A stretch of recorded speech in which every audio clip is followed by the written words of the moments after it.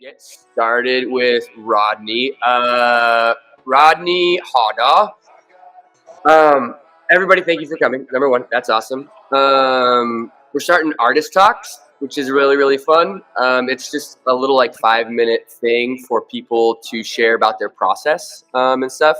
Rodney Harder is a painter and collector and curator based in Santa Cruz, was in New York before that. And he's going to share a little bit about what that journey's been like. So we're excited. I'm excited to have him. Rodney's also my painting mentor, so that's pretty cool.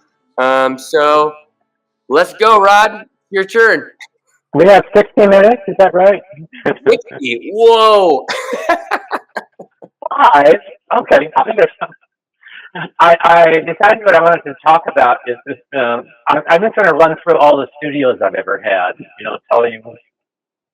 Sure. I think having a space that's kind of given to your work is really important, even if it's the corner or the kitchen or, your bedroom or whatever. But are you getting an echo from me? It's not bad. Okay.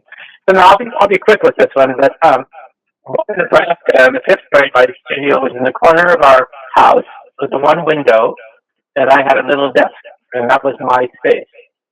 I don't remember my parents giving it to me, anything, but it was always in school. It was back at the classroom, and in California when we moved there, it was in the garage of about 5 different houses, and then Dale, who's here, I lived with her parents, and tutored and made trouble, and for 4 years in college, throughout my college, and had a studio that was glass wall, outdoor terrace, is fantastic. So that was really special. Huge studio. Anyway, and it goes on and on. And then I kind of moved to a warehouse space, so I kind of took the junk out of it for $100 a month and rented it. And it eventually became more artists joined in. And that was downtown Fresno.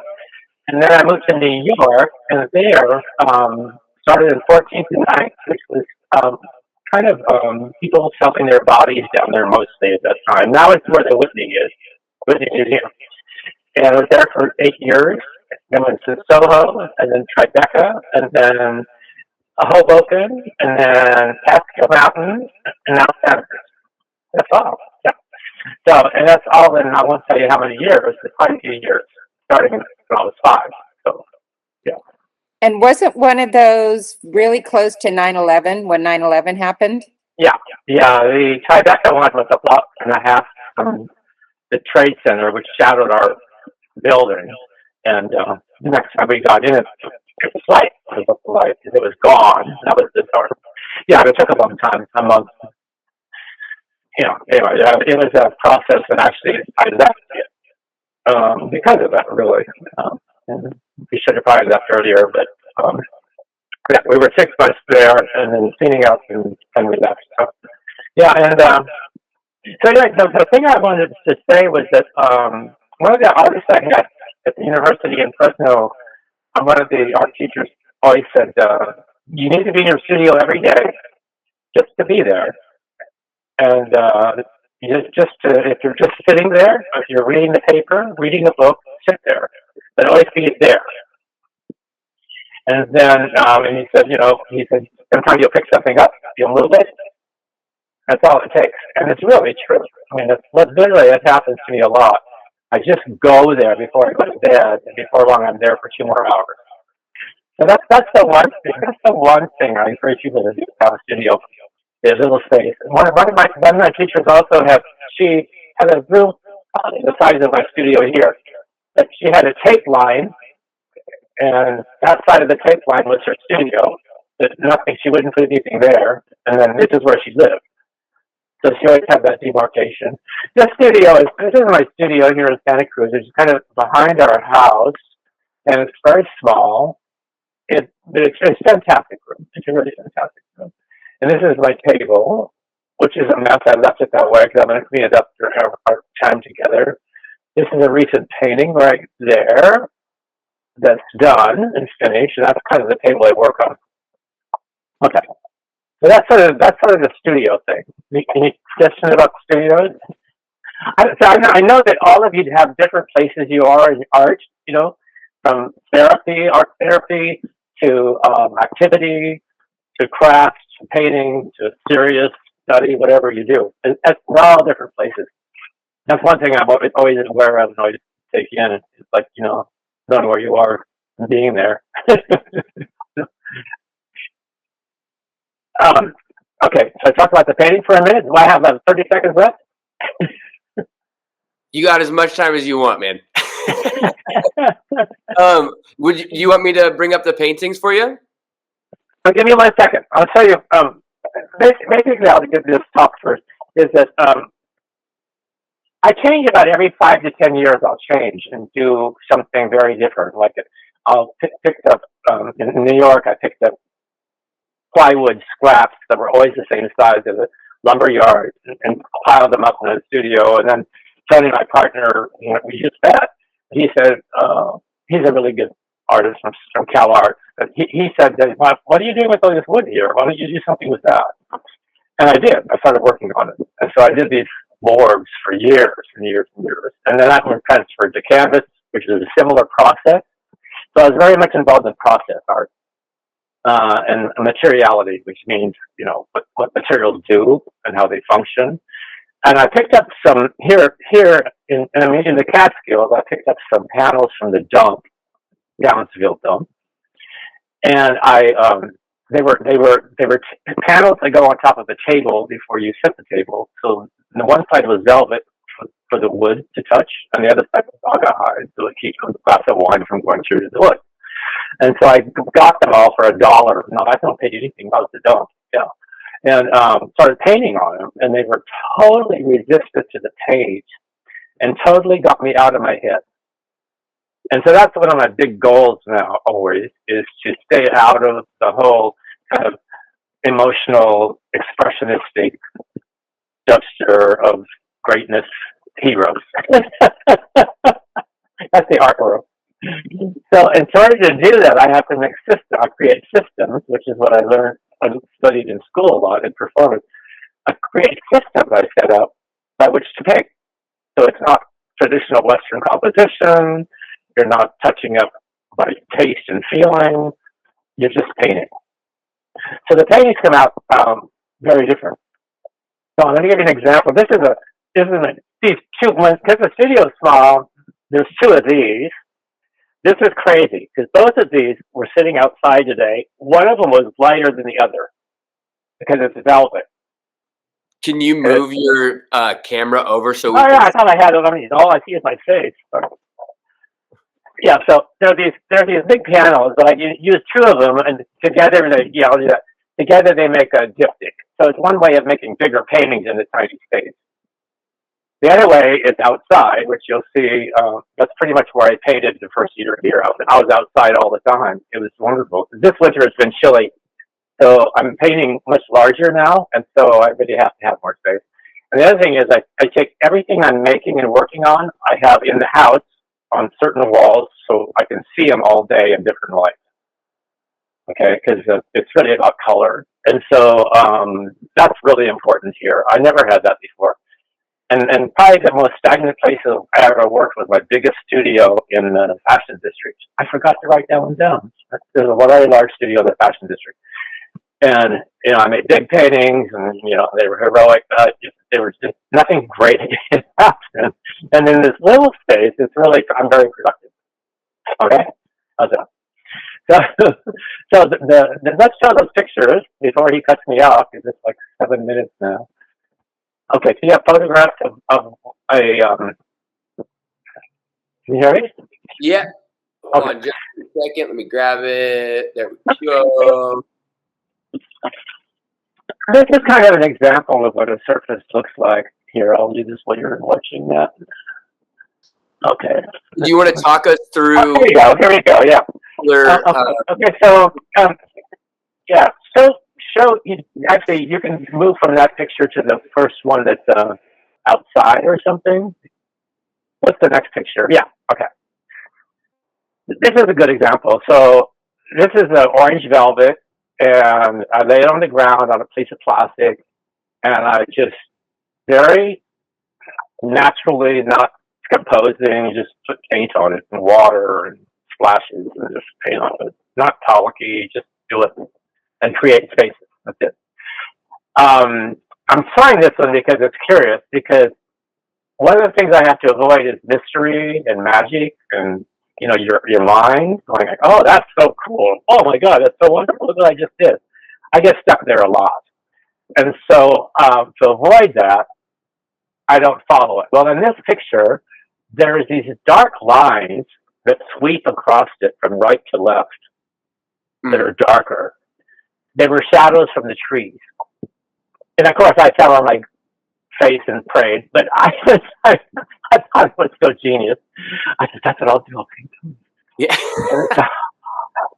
That's what I'm talking about, okay? Don't get caught. And or you wake up in the middle of the night and you have the solution to the whole world, you know? That's another thing that happens in the painting.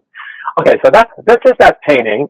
And so later I said, well, I like the shadows, so different times I'll see if I like them and I'll just demarcate them in my painting, just as marks.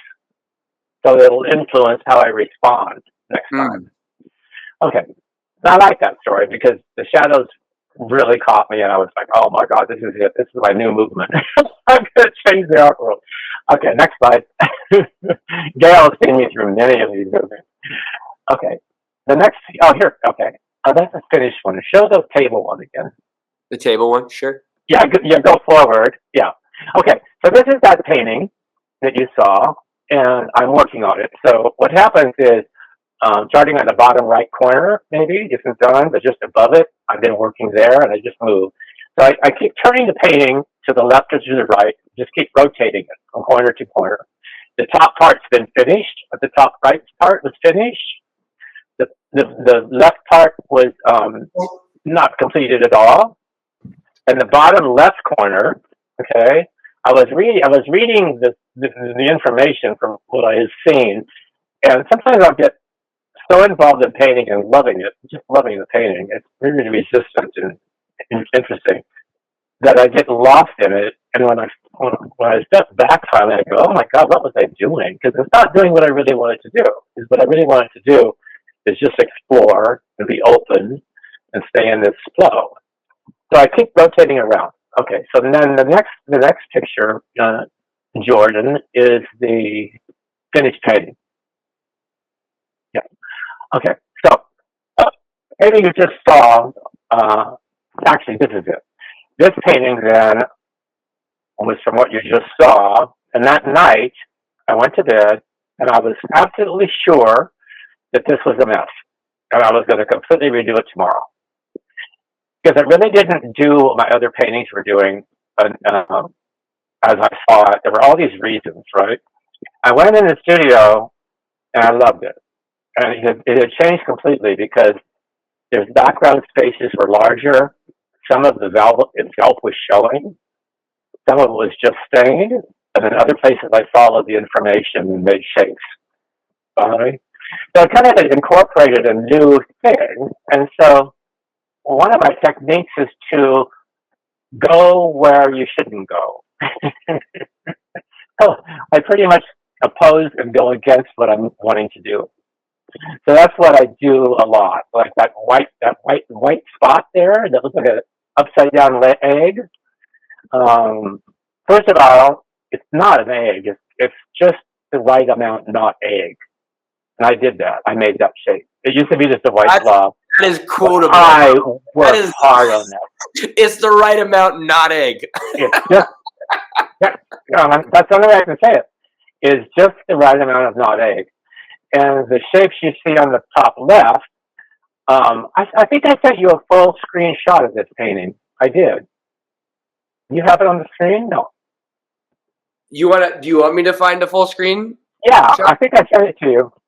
Let me see. The top left, for example, pretty much everything there I had never seen before. I've never seen those shapes in my paintings. On all of these spaces, the bottom blob is kind of was woven together. Some of them start to become kind of three-dimensional forms. So when I begin to see things I've never seen before, I leave them and go to the next, turn it around, keep moving.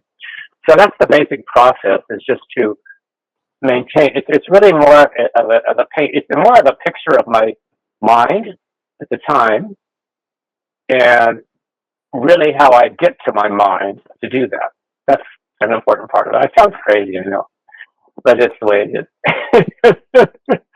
And so in this painting too, the bottom right corner, actually, I didn't fuss with and didn't develop much at all, very intentionally, because I wanted to just leave a space that way, which is great.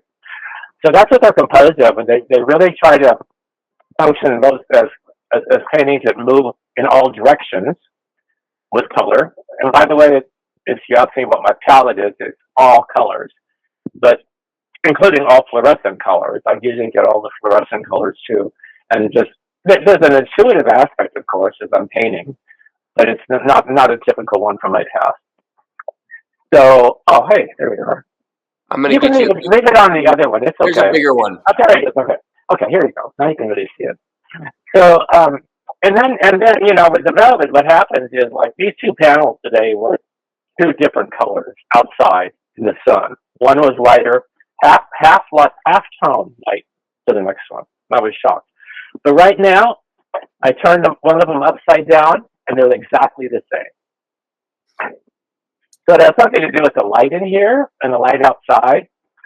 But it was kind of curious to me. I'm just telling you because those kinds of things go into the paintings. Yeah. Does anybody have any questions for Rodney? Thank you for sharing. Excellent job, Rod. Does anybody have any questions? You can put them in the chat or throw them up. Yeah, you need to get to work. No.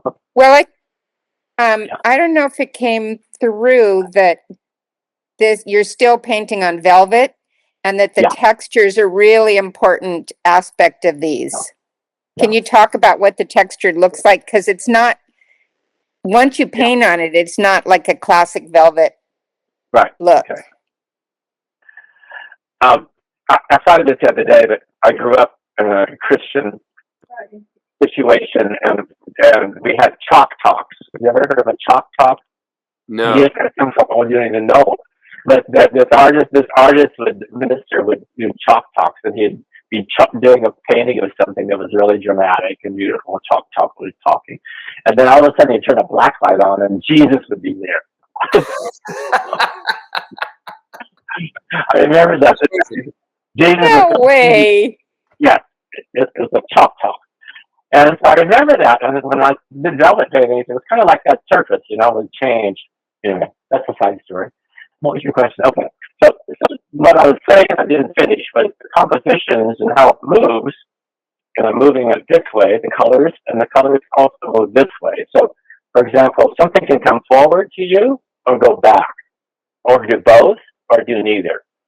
So the space goes quantum, it goes in this way, as well as this way, horizontal, vertical, but also deep. And that's what I'm after, is using all of those spatial elements and color. Color's another way to get things, against each other in natural ways, but then also pulling your attention. Does that answer your question, Jim? So the velvet basically is very, very, it's very difficult to work on. It's very textured, and it changes constantly. Mm-hmm. And whatever was hit with water before changes differently. And so you're always manipulating and thinking and working. And that's an important part of what I'm, it really is what I'm painting. The other thing is I absolutely love these paintings. I can spend an hour just looking at it during the day and just kind of moving around it and finding things I've never seen before. That's how they feel. They're not like an abstract painting, which I think is a picture of something that's still abstract. Sounds crazy? Yeah. No. Back to the egg. Just enough. The egg thing is important because if there's suddenly someone, if you say to me, and don't do this, but if you say there's a face on the left, there's a face, follow that, and you show me a face, it'll make me crazy, and I'll have to get rid of it. So I don't want to do that. So, I'm very crazy about that. There's the edge with which all of the shapes walk is not only somewhat meant to be somewhat confusing and almost easing, but keeping you absorbed and moving you into the picture. Mm. So there's a little edge where, and I just learned this about myself more recently. It's just that there's an edge in most of my Instagrams and most of my stuff. It's sort of when I see things that are just not quite right. Mm. Got it? Yeah. And that's what seems to really interest me in my work. Yeah. And Say that again. They're just. They're just not quite correct, or they're not quite finished, or they're seeming to go somewhere else, or they're seeming to take you somewhere. Like in these paintings and abstract painting, because my history is being educated in art, abstract art, a whole history of Western art, seeing art, and so oftentimes a painting will appear to be taking you into a certain style, but then it doesn't, or then it leaves you. So that interests me a lot. Yeah. It's confusion. Not confusion in a bad way. Yeah. I have a question for you. I heard like a through line of a little playing hide and seek. Both like you were playing hide and seek with your mind while you're painting, where you're like, I can't go too far into that. But then also right now when you're like, if somebody says I see a face in this corner, you're like, I'm not going to do that. And so you're also playing hide and seek. Is there like, there's a parallel, at least what I heard you say in that. So can you speak to like process and like how like, there are multiple things you're like, I don't want to get there when I'm making work, right? I don't want to go into emotionality or magic or whatever else kind of thing. Yeah. So then what are you trying to actually get at while you're trying to play hide and seek? Can you repeat that? So if you have this rhythm of like playing hide and seek back and forth. I hear you. I was teasing you. I don't want to hear it again. Okay. No, that's interesting. I think that's the element when I'm in my mind, when I'm in my conscious, when I'm in my flow, my feeling and my thinking. I mean, and I'm showing you my mind. Mm. That's what it is. It's like, rather than that, I'd like for you to see my mind, and to show you my mind, I can't be central to the image and central to the painting. I have to be slightly off to the side. So I usually see it as standing off to the side of what you're doing, so you can be more authentically material. You connected with the material. Yeah. And that's a philosophy, but it's very much what I'm learning about myself is that in most everything I do, I talk too much. I want to understand and see and figure out and understand its relationships to things. Yeah. So that I understand about myself more and more. And most important, though, is that this thing contains me. That you're contained and look and explore and wander around without being interrupted. Kind of manipulated. Mm. It's kind of like manipulation. But it's not. I'm not doing it like a conscious thing. But it's like keeping you absorbed in that image. Does that answer your question at all? That makes sense. Yeah, it's more like it's not like there's this thing I'm trying to get to in my head that I experience. I mean, I've had some leads on that too, where it has to do with ritual and such, But the method is more about just staying kind of fluid in myself, in my mind. And that's a picture of it. Yeah. On the website that I think you posted, there's about 10 or 12 of these right now, and you can see the different ones. This one's different, and I think you'll notice how and why. But they also have these approaching the amount of shade, the amount of color, the type of color. So cool. Anybody else? Any questions? You can throw them in the chat or hang out, or we can move on to our hangout. do. Cool. Thanks for listening too. Thank you, Rodney. I want to see what you guys are doing. Excellent job. I think there's a lot to, mind and think about. So appreciate you doing it. Especially, also, it's always hard being the first person to do something. So you, my friend, are the first. So yeah, thanks for doing it. Yeah.